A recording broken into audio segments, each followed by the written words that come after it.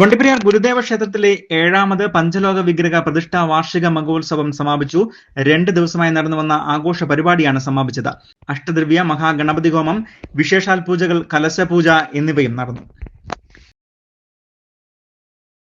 Rainbow news വാർത്തകൾ നിങ്ങൾക്കായി അവതരിപ്പിക്കുന്നത്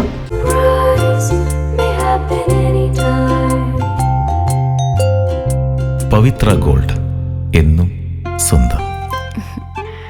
ഒരെണ്ണം കൂടി വാങ്ങായിരുന്നു. വണ്ടിപ്പെരിയാർ ഗുരുദേവ ക്ഷേത്രത്തിലെ 7ാമത് പഞ്ചലോക വിഗ്രഹ പ്രതിഷ്ഠാ വാർഷിക മഹോത്സവമാണ് നവംബർ 3-4 തീയതികളിലായി വിവിധ ആഘോഷ പരിപാടികളോടെ സംഘടിപ്പിച്ചത്. ഇതിന്റെ ഭാഗമായി നടന്ന പ്രത്യേക പൂജകൾക്ക് പ്രതിഷ്ഠാ ആചാര്യൻ ശ്രീമദ് ഗുരുപ്രകാശൻ സ്വാമികൾ, ക്ഷേത്രതന്ത്രി ഷാജൻ ശാന്തികൾ, വിജയൻ സ്വാമികൾ എന്നിവരുടെ മുഖ്യ കാർമ്മികത്വത്തിലായിരുന്നു.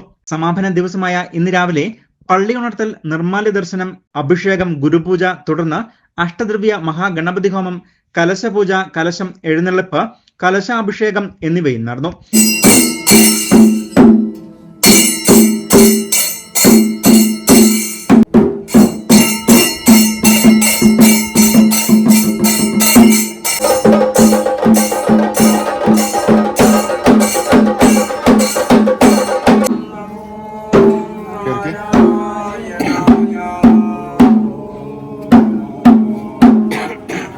SNDP മാതൃശാഖ committee president VK Rajan, secretary K Kalesh Kumar എന്നിവർ ആഘോഷ പരിപാടികൾക്ക് നേതൃത്വം നൽകുകയും ചെയ്തു.